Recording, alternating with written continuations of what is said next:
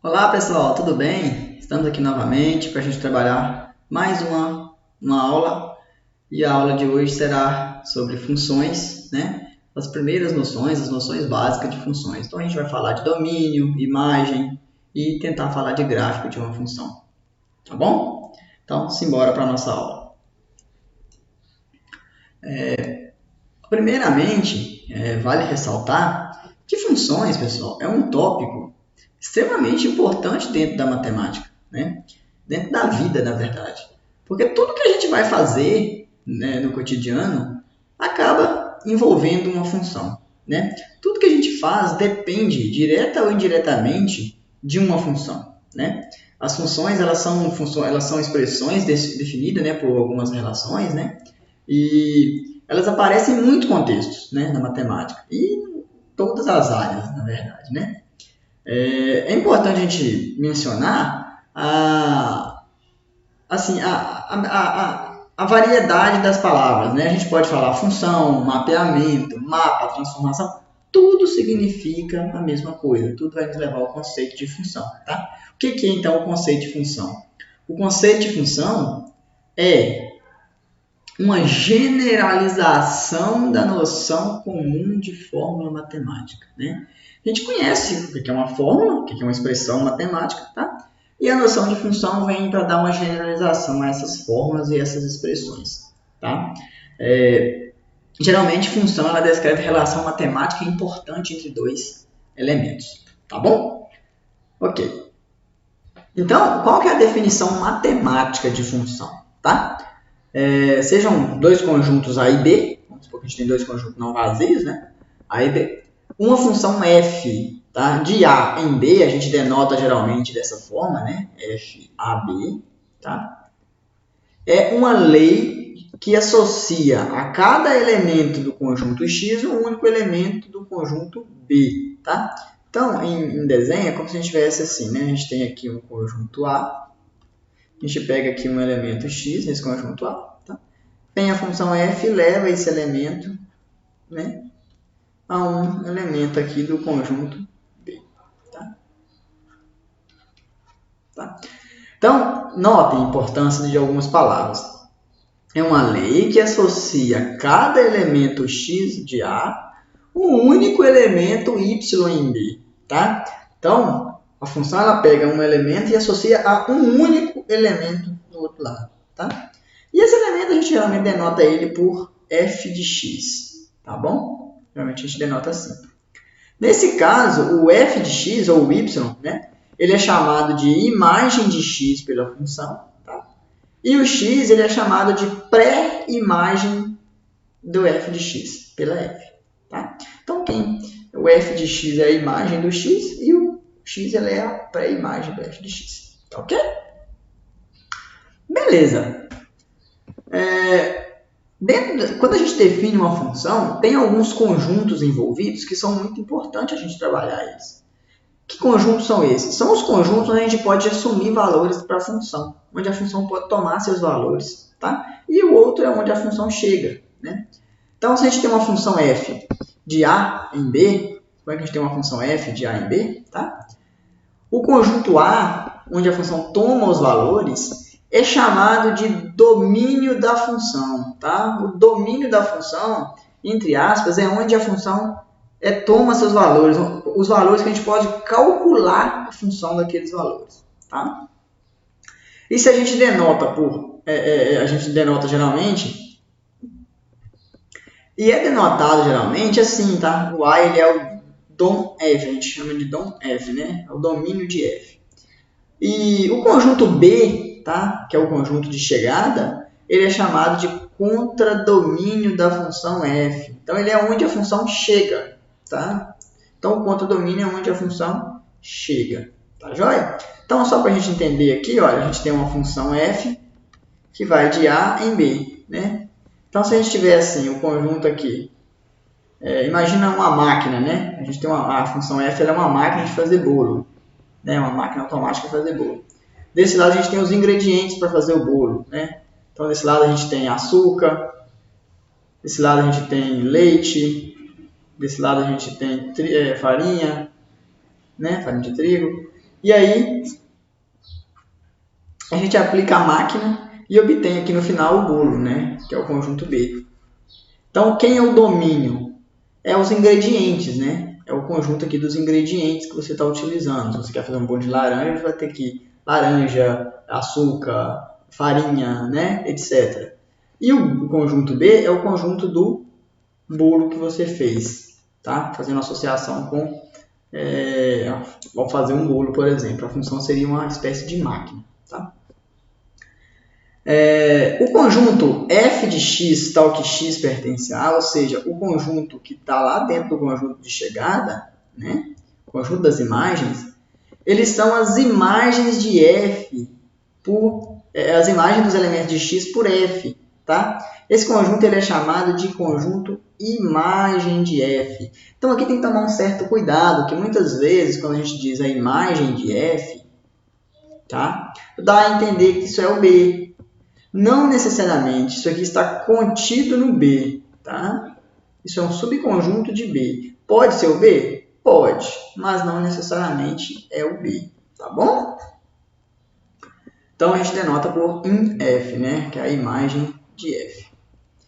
E em geral, a regra de associação dos elementos do domínio com os elementos do contradomínio, ela é feita mediante uma fórmula, tá? Que é o que a gente chama de regra de correspondência. Então, as funções, geralmente, ela é definida por essa regra de correspondência, tá? Então, vocês vão ver que é muito natural a gente dizer o seguinte, ó, f de A em B dada por, sei lá, f de x igual a x mais 1. Então, a gente vai dar uma regra, uma correspondência para a função, tá? Uma observação importante é que se a gente tiver uma função real, então se a gente tiver com os conjuntos, a gente vai estar, na maioria dos casos, a gente vai estar interessado nos conjuntos dos números reais. Então se a gente tiver com uma função real, o conjunto D de F, ou domínio de F, tá? Esse conjunto, ele é considerado o maior conjunto dos elementos que a função está bem definida. Então ele é o máximo da função, é o domínio máximo da função, tá? Ou seja, o conjunto de todos os números reais onde a função está bem definida, tá bom? Claro que a gente pode fazer restrição, se for o caso, a gente vai fazer uma restrição no domínio da função, tá? A gente vai ver um exemplo. Mas, em geral, o domínio ele é o maior conjunto que a gente pode calcular a imagem pela função, tá? A gente vai ter que pegar todo mundo, tá joia? Então, vamos fazer um exemplo rápido. Olha. Considere a função f de x como sendo x², f de x é x² mais 4, dividido por x² menos 9. Né? Eu quero saber quem é o domínio de f, ou seja, eu quero saber quais são os pontos no quais, né, a gente quer saber o seguinte, ó, a gente quer saber, queremos encontrar os pontos. Queremos encontrar os pontos A dos números reais, tais que f de A pode ser calculado. Tá? Então, basicamente é isso. A pergunta que a gente faz é, quais são esses pontos? Para quais valores a gente pode calcular o f de A? Tá?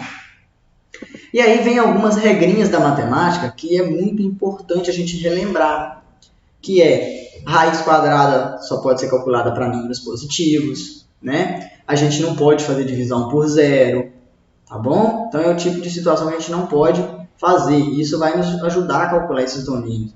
Logaritmo só se calcula para números positivos, tá? Então são algumas propriedades que ao longo que a gente for trabalhando, vocês vão ver a importância dessa propriedade dentro do domínio das funções, tá? Então, de antemão aqui, o que a gente não pode, o que não pode acontecer com essa função? Esse denominador não pode ser zero, senão a gente estaria dividindo por zero.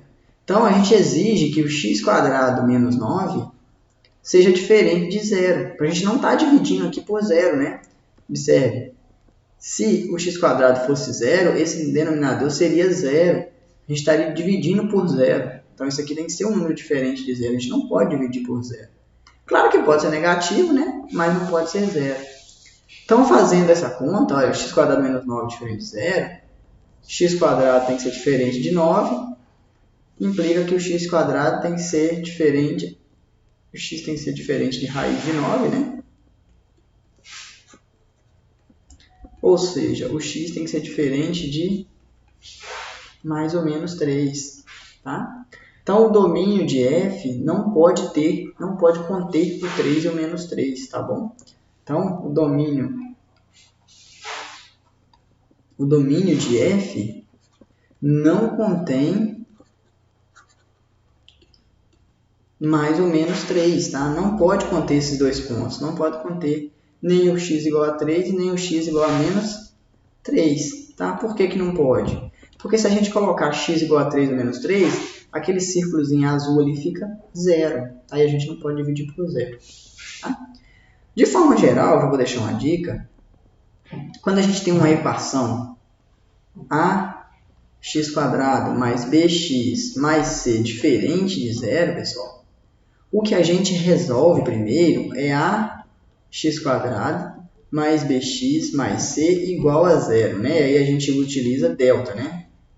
b² menos 4ac, certo?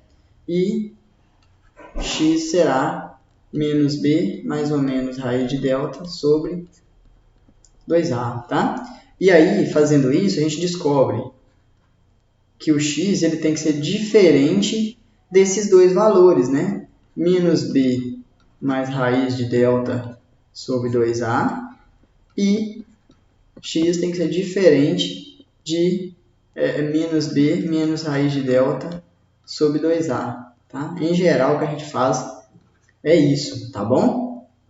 Aqui nesse caso, por exemplo, x² menos 9 diferente de 0. A gente fez direto, tá? Mas o correto seria primeiro fazer x² menos 9 igual a 0. Aí a gente tem o a é 1, o b é 0 e o c é menos 9, né? Então a gente tem que o delta é o b ao quadrado menos 4 vezes a, que é 1, né? 4a vezes c. Então o delta está dando 36, né? Então quem seria o x que satisfaz a equação? X seria menos b, mais ou menos raiz de 36, que é 6, né? Sobre 2a. Então o x seria mais ou menos 6 sobre 2, que é mais ou menos 3, tá? Então, observa, se o x é mais ou menos 3, a nossa equação ela é 0, né? Na verdade, olha, se o x é mais ou menos 3, a equação é 0. A gente quer exatamente o contrário, ou seja, a gente quer quando é diferente de 0. Quando vai ser diferente de 0? Quando não for 3 nem menos 3. O x tem que ser diferente de mais ou menos 3, tá bom? Quando é 3 ou menos 3 dá 0, a gente quer o contrário. Então, o que eu fiz aqui, quando eu fiz essa conta aqui, eu já fiz de forma direta, tá? Mas, em geral, quando a gente tem equação de segundo grau, não é simples assim. Esse caso é simples, tá? Dá para fazer direto. Mas aí, deixo aqui a dica de como faz quando não é uma equação simples do segundo grau, né? Quando a equação ela tem todos os coeficientes a, b e c, tá bom, pessoal? Então, fiquem atentos aqui. Bom, uma outra dica que eu vou deixar para vocês, também nessa mesma linha, na verdade é um lembrete, né, de algumas propriedades de números reais, tá? Que é muito importante a gente saber para o cálculo desses domínios, tá? Quais são essas propriedades? Ó? Primeiro, quando você multiplica dois números e isso dá 0, então isso aqui só é possível se um dos números forem 0, tá, pessoal? Um dos números forem 0. Isso é muito importante. Segundo, sempre quando você tem uma equação ax² mais bx mais c, as raízes dessa equação elas são menos b mais raiz de b² menos 4ac sobre 2a, ou x duas linhas igual a menos b menos raiz de b² menos 4ac sobre 2a, tá? São as raízes da equação de segundo grau. Terceiro ponto importante a gente usar aqui é que a raiz de um número só faz sentido, ou seja, só está bem definido, tá? Se A for um número maior ou igual a zero. Pode inclusive ser zero, viu? Outro fato importante, que B sobre A está bem definido apenas se o A for diferente de zero, tá bom, gente? Logaritmo em qualquer base de um número A está bem definido se o A for um número positivo, tá joia? E outro fato que, na verdade, ele é uma recorrência de dois fatos, né? Do fato da raiz só fazer sentido para ser maior ou igual a zero e do B sobre A só está definido para A maior que zero, é que se a gente tiver B dividido por raiz de A, e nesse caso, olha, a raiz de A, nesse caso, a raiz de A, ela tem que, para existir o A tem que ser maior ou igual a zero, então isso aqui só faz sentido se o A é maior ou igual a zero, por causa da raiz, tá? E o A não pode ser zero, porque está no denominador. Então, juntando as duas coisas, a gente vê que aquilo ali só faz sentido se o A for um número estritamente maior que zero, tá? Então, se dividiu por uma raiz, só faz sentido se o A for estritamente maior que zero, tá? Além disso, tem algumas propriedades que vale a gente sempre ressaltar, né? Propriedade de potência, por exemplo, né? Se A elevado a M mais N. A elevado a M dividido por B, por A elevado a M de navio, né? Isso é A elevado a M menos N, tá? Outra propriedade, A sobre B elevado a um número, tá? Isso é A elevado a um número dividido por B elevado ao mesmo número, tá? Então, são algumas propriedades que a gente vai utilizar muito para trabalhar com funções. Tá ok, pessoal? Então, beleza. Bom, pessoal, vamos considerar aqui mais um exemplo, tá? Seja g uma função dada por g de x como sendo raiz de x mais 2, tá? Eu quero determinar o domínio de g, tá? Então, vamos lá. Eu tenho uma função raiz, então a gente acabou de ver que a função raiz só está definida se o que está dentro da raiz for um número maior ou igual a zero, né? Então, sabemos que raiz de x mais 2 está bem definida, se x mais 2, né, se x mais 2 for um número maior ou igual a zero. Pode ser zero? Pode, eu estou com a raiz, né? Eu não estou dividindo por ninguém. Então, a gente descobre que, olha, x mais 2 maior ou igual a zero é equivalente a x maior ou igual a menos 2, né? É só passar o 2 aqui para o outro lado, né? Da igualdade. Então, eu descubro que o x é maior ou igual a 2. Então, quem é o domínio de G? É o conjunto dos x pertencente a reais, tal que o x é maior ou igual a menos 2, né? Então, o x tem que ser maior ou igual a menos 2. Beleza.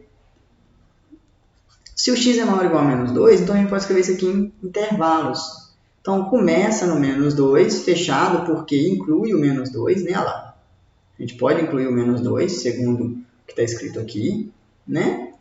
E pode ser qualquer número maior, então a gente vai até mais infinito. Tá? Então, usando a notação de intervalos, que foi a notação que a gente viu na aula anterior, né? Quem não tiver assistido a aula anterior, dá uma corridinha lá, né? A gente fala dos intervalos, então isso aqui é exatamente esse intervalo. Tá bom? Só um detalhe, no exemplo anterior, deixa eu fazer aqui uma chamada no exemplo anterior, a gente encontrou que o domínio de f não contém mais ou menos 3, né? Então, quem é esse domínio? Então, esse domínio de f, a gente pode escrever ele assim, olha, é os números reais retirando dele quem? Mais e menos 3, né? Se vocês se lembram, também na aula anterior eu falei da diferença entre dois conjuntos, né? Que é quando você tem um conjunto e você retira uma parte dele, né? E nesse caso, a gente vai retirar do conjunto dos reais o 3 e o menos 3, o que sobra é o domínio de f, tá? O domínio de f só não pode ter o 3 e o menos 3. Em intervalo, a gente pode escrever o seguinte, olha, é de menos infinito até o menos 3, né? Unido com o intervalo de menos 3 a 3, unido com o intervalo de 3 até mais infinito. Olha, se a gente fizer um desenho, fica bem claro. Olha, a gente tem a reta, tá? E aí a gente não pode incluir o menos 3 e não pode incluir o 3 no domínio, né? Então, quem que sobrou? Olha, sobrou daqui para trás, sobrou aqui no meio, a gente pode colocar tá no domínio, e daqui para frente também está no domínio, né? Tá? Então, é exatamente o que está escrito aqui em termos de intervalos, tá bom? Geralmente, pessoal, domínio de função a gente vai escrever em forma de intervalos ou em forma de conjuntos por extensos, igual está aqui. Tá bom? Mais um exemplo aqui para a gente ficar craque, né? Seja A o intervalo de menos 3 a 3, tá?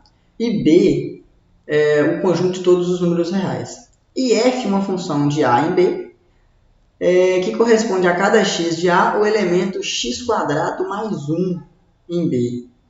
Determine a imagem de F. Note que aqui a gente já faz uma restrição no domínio. Quem é o domínio de F?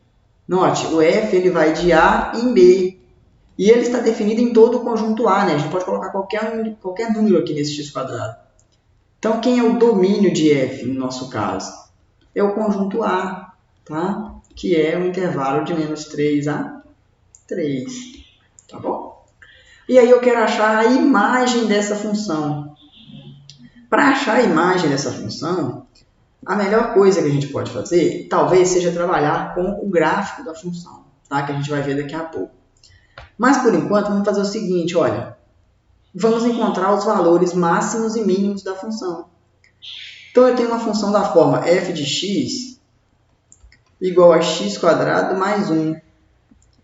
Vamos achar o vértice, isso é uma parábola, né? Isso é uma equação do tipo ax² mais bx mais c, onde o a, nesse caso, vale 1, o b vale 0 e o c vale 1.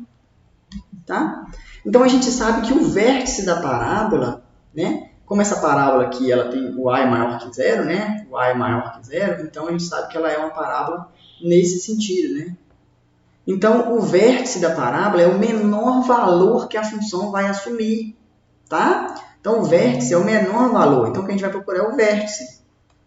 O vértice da parábola é o menor valor da função. Tá? Então, o vértice da parábola é o menor valor da função. Mas quem é o vértice da parábola? A gente sabe, né? O x-vértice, né? O x do vértice da parábola, ela é dada por menos b sobre 2a.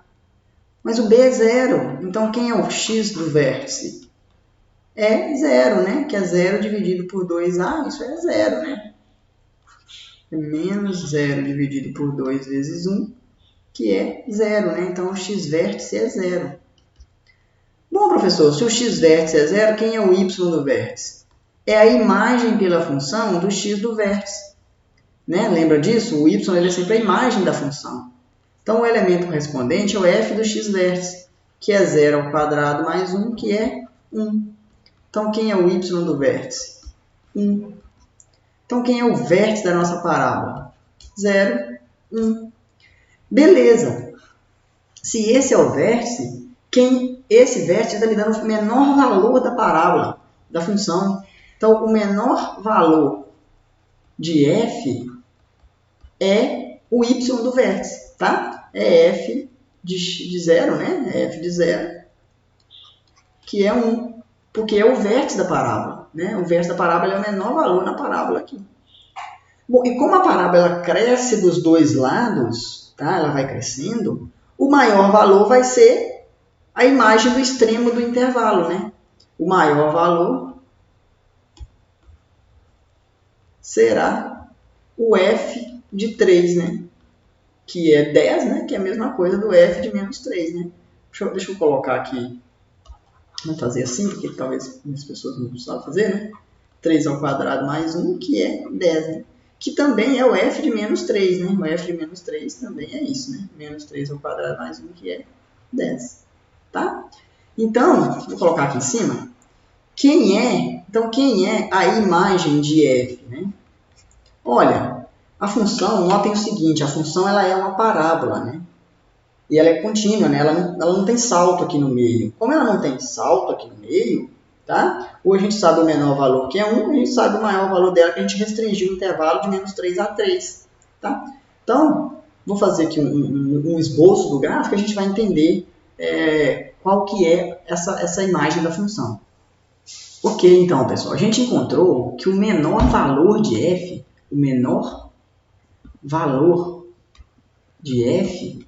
é o f de 0, né? Que é 1, que era o vértice da parábola, né?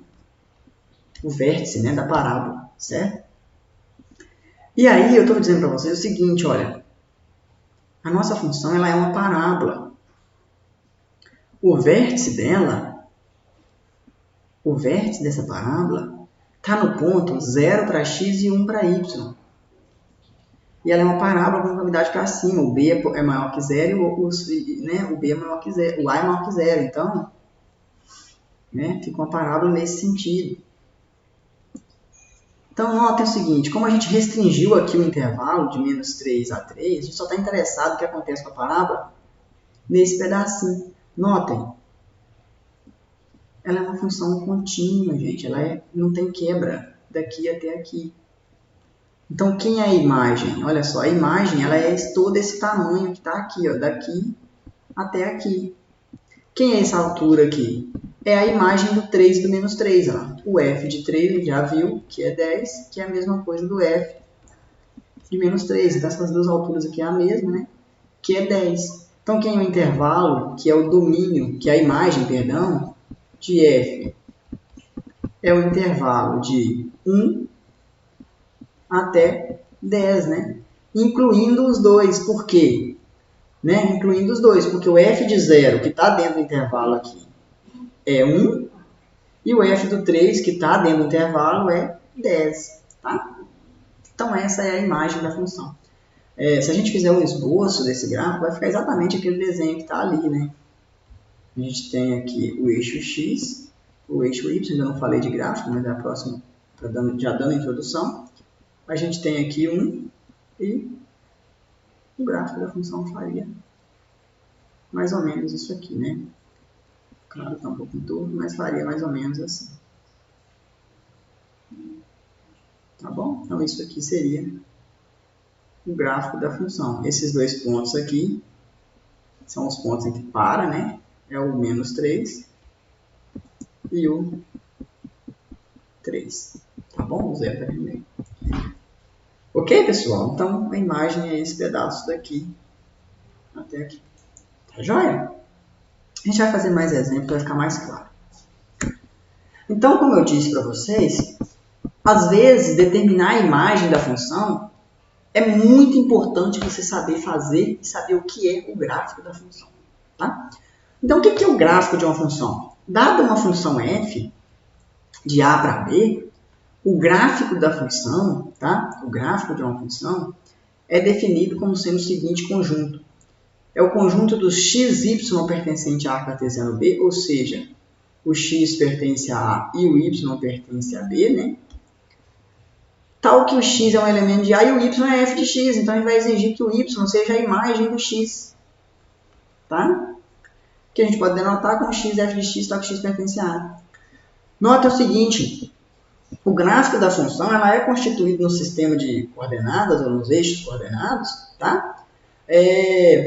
Da seguinte maneira, ele é construído lá da seguinte maneira, o eixo x, tá? Representa o domínio da função, que é o eixo das abscissas, então a gente marca a primeira entrada do gráfico, e o eixo y, a gente marca a segunda entrada, que é correspondente à imagem, aos f do x que você tomou, tá bom? Então, basicamente é isso, olha, a gente tem um elemento 1 aqui, a gente marca o f de 1 aqui no eixo y, correspondente. E aí a gente traça perpendiculares e acha esse ponto. Ó. Então, esse ponto é um ponto que pertence ao gráfico de f. Pega x igual a 2, você tem o f de 2. E aí você tem esse ponto, que é um ponto que pertence ao gráfico de f. Tá? 5, se você traça 5, olha, tem uma altura aqui, e você traça perpendicularmente para cá, você tem aqui o f de 5. Tá? Então, esse ponto é um ponto que pertence ao gráfico de f. De forma geral, se você pega x aqui no eixo x, você tem aqui o f de x. Então, você tem aqui um ponto x, f de x, que pertence ao gráfico de f. Tá bom? Geometricamente, pessoal, notem o seguinte. O gráfico de uma função, se a gente traçar retas perpendiculares aqui, olha, o gráfico ele só encosta na reta uma única vez, olha só. O gráfico não toca na reta mais de uma vez. Olha, a linha que representa a função, né, essa linha pretinha que está aí, ela só toca essas linhas que eu estou construindo em vermelho uma única vez. Tá vendo? O gráfico só intercepta uma única vez. Isso caracteriza gráfico de função. Isso significa que para cada x que a gente toma, existe um único y, tá? Que esse x é elevado nele. Tá bom, pessoal? Então, por exemplo, vamos considerar o conjunto em R2 dado por x² mais y² igual a 1. Note, isso aqui é a equação de uma circunferência, certo? Isso é uma equação de uma circunferência. Ou de um círculo, tá? De raio 1, né? Esse conjunto ele não representa gráfico. Por quê? Se a gente toma x igual a meio, note, se o x é igual a meio, então a gente tem meio ao quadrado mais y ao quadrado igual a 1. Então, y ao quadrado é 1 menos 1/4, né? Que meio ao quadrado é 1/4. Então, y ao quadrado é 3/4. E extraindo raiz, o y vai ser mais ou menos raiz de 3 sobre 2. Então, o mesmo elemento x, notem, ele é elevado no mais e no menos raiz de 3 sobre 2. Ou seja, para o mesmo elemento y, a gente tem dois elementos x. Tá? E isso a gente viu que não caracteriza uma função. A função é caracterizada por, a cada elemento x, você tem um único correspondente y. Tá bom? Então, o que isso, olhando para o gráfico, o que isso representa? Né? O que acontece com o gráfico? Então, eu vou fazer a representação aqui na frente, que não é um gráfico, tá? Não é gráfico de função, é uma representação do conjunto. Bom, pessoal, então, representando a função, né, no plano cartesiano, a gente teria essa representação aí, né? É uma circunferência de raio 1, tá? Notem o seguinte, né? Que as retas verticais aqui, olha, com exceção da reta que é tangente nesse ponto e a reta que é tangente nesse ponto, as demais retas todas cortam a figura em dois pontos, né? Um em cima e um embaixo, tá? Então, todas as retas que você pegar perpendicular ao eixo x aqui, vai tocar a figura em dois pontos, né? Tá? E quando a gente tomou o x igual a meio, né, como exemplo, a gente viu que a gente tinha dois valores de y, né? Y igual a mais ou menos raiz de 3 sobre 2, né? O que isso significa, né? Significa que essa reta, né, que essa reta pontilhada aqui em vermelho, que a gente tem aqui, ó, essa reta pontilhada em vermelho, toca o gráfico em dois pontos, né? Um de altura raiz de 3 sobre 2, outro de altura menos raiz de 3 sobre 2, tá? Então, isso que significa para esse valor de x ter dois valores de y, tá? Ok. Agora, pessoal, vamos fazer alguns exemplos para a gente fixar as ideias e começar a trabalhar essas funções, tá?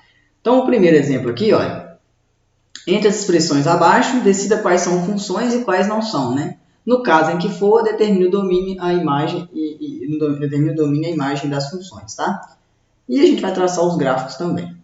Então, vamos aqui na nossa primeira função. A gente tem f de x igual a x² mais 2x mais 1.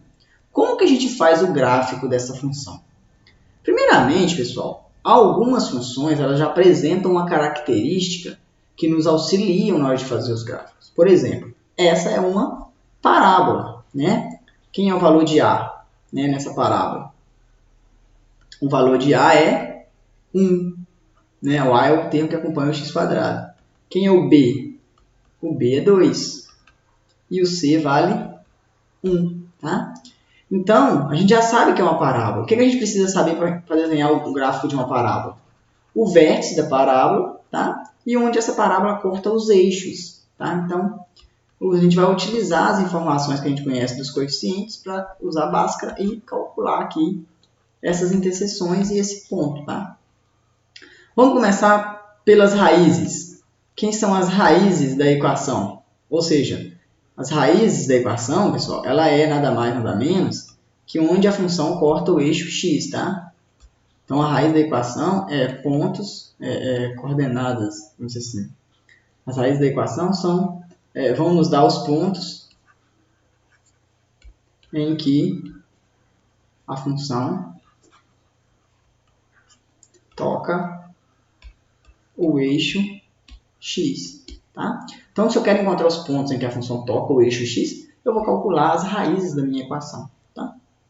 Então, se a gente considerar a raiz daquela equação, será x igual a menos b, né, usando Bhaskara, mais ou menos raiz de b quadrado menos 4ac, dividido por 2a. Né?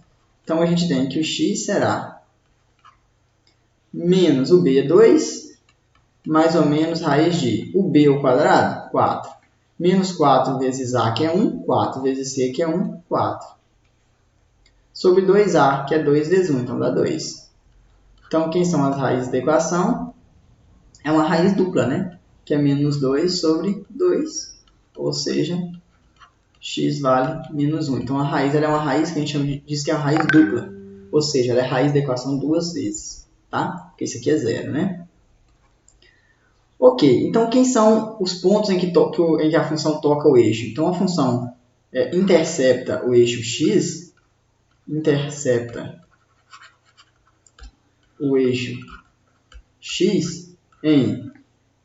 no ponto de coordenada menos 1 para x, 0 para y. Tá?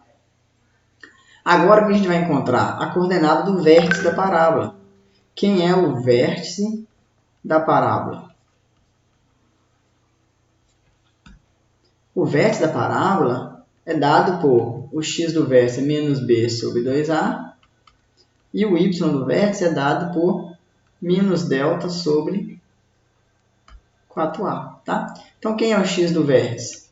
Menos b, né, que é menos 2, sobre 2a, que é 2. Então, o x do vértice é 1, menos 1, perdão, menos 1. Né? Como a gente viu aqui, olha, o delta é b quadrado menos 4ac, né? Então, esse delta é 4 menos 4, que é 0, né? Então, o y de vértice também é 0, né? Porque é delta dividido por 4a. Então, 0 dividido por qualquer coisa é 0. Então, quem é o vértice de nossa parábola? Será o ponto menos 1, 0, que é o mesmo ponto em que toca o eixo. Tá?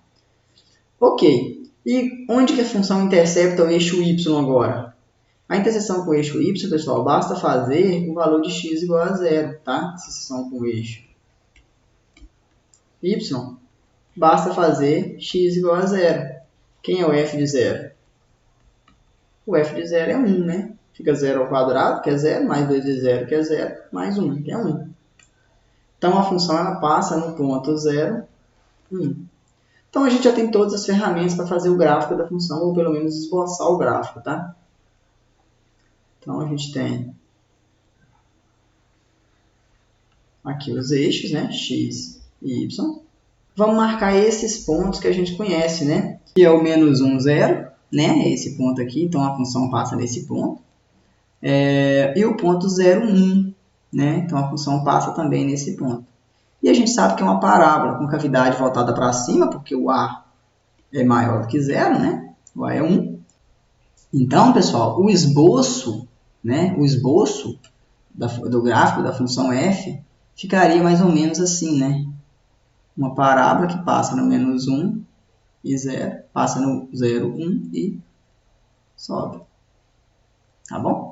Então, esse aqui seria o esboço do gráfico de f. Tá? Note, a gente precisou apenas de alguns pontos básicos de conhecimento da função. Isso vai acontecer com várias funções. Tá? Ok, pessoal? Vamos à nossa segunda função. A nossa segunda função é a função raiz, né? f de x igual a raiz de x. Ah, sim, só um outro detalhe aqui, nesse exemplo. Quem é o domínio dessa função f? Tá? Quem é o domínio da função f? Note, a função f, o domínio, a gente olha aqui na reta. Note, para qualquer valor que você pega e traçar uma reta perpendicular, vai tocar o eixo vai tocar o gráfico em algum ponto, né? Então, olha, todo mundo do eixo, qualquer ponto que você pegar em cima desse eixo está no domínio da função. Ou seja, o domínio da função é o conjunto de todos os números reais. Tá? Todos os números reais. Agora, quem é a imagem dessa função? Note o seguinte, se a gente pega pontos positivos e traça retas paralelas ao eixo x, né, retas perpendiculares ao eixo y, essas retas tocam ali o gráfico. Né? Sempre tocam ali o gráfico. Até na origem. A partir daqui, a gente não toca mais o gráfico, olha. Tá? Então, quem é a imagem da função? A gente olha por aí. A imagem da função, olha, é somente daqui para cima, que é onde tem valor correspondente no gráfico. Tá? Então, a imagem é os reais positivos unido com o zero.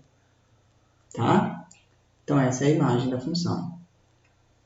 A imagem de f. Tá ok, pessoal? Então, para saber quem é o domínio, a gente traça retas perpendiculares e vê quais dessas retas tocam o gráfico. Onde tocar o gráfico, o ponto correspondente está no domínio. Para achar a imagem, a gente traça retas paralelas ao eixo x. Tá? Quando a reta intercepta o gráfico, o ponto está na imagem.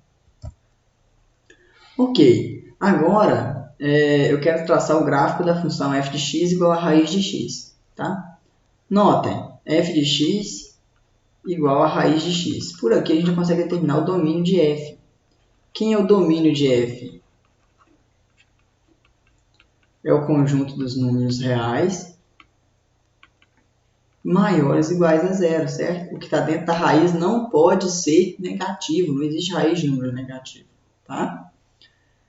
E aí, para a gente poder determinar a imagem, vamos traçar o gráfico. Só que esse gráfico ele é um pouco mais complicado, a gente não sabe ainda quem é o gráfico dessa função de cara, tá? Então, a gente pode montar uma tabelinha de valores para a gente tentar fazer o esboço desse gráfico, olha. X e f de x.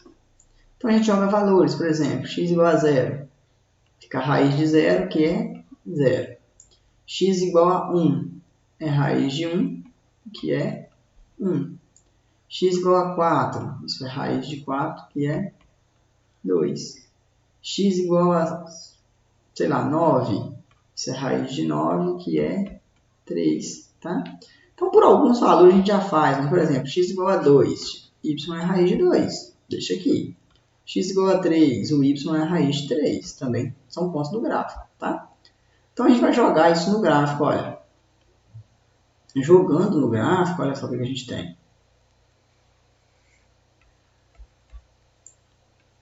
Então, ó, quando x é 0, dá 0, então passa na origem. Né? Quando x é 1, dá 1. Então, passa nesse ponto aqui. Quando x é 4, então, vou aumentar aqui um pouquinho, x é 4, dá 2.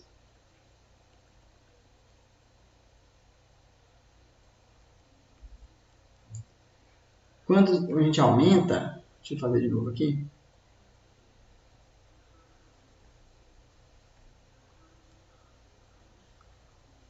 Quando x é 9, que o y vai ser 3, tá vendo? Né? E note o seguinte, quando x é 2, que está aqui no meio, ou 3, a imagem é a raiz de 2 e raiz de 3, que é menor do que 2, né? Então, a gente tem aqui uma raiz de 2.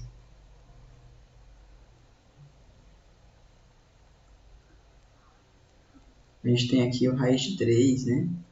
São pontos que a imagem, né, menor do que 2, tá? Então o gráfico fica mais ou menos assim, pessoal.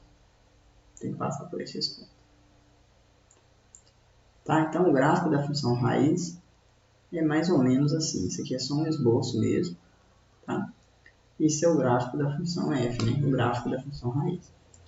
Note, quem é a imagem dessa função? Note que se você pega retas aqui embaixo, ela não toca o eixo, tá vendo? Ela não toca o gráfico. Ó. Retas paralelas ao eixo aqui embaixo não toca o gráfico. Então, a imagem da função é apenas os reais positivos também, tá? Então, a imagem de f é reais positivos, união com zero. Ok? Aqui, deixa eu melhorar aqui, né? Os reais positivos, união com zero. Tá bom? Então, o domínio é os números positivos e a imagem também é os números positivos. Ok?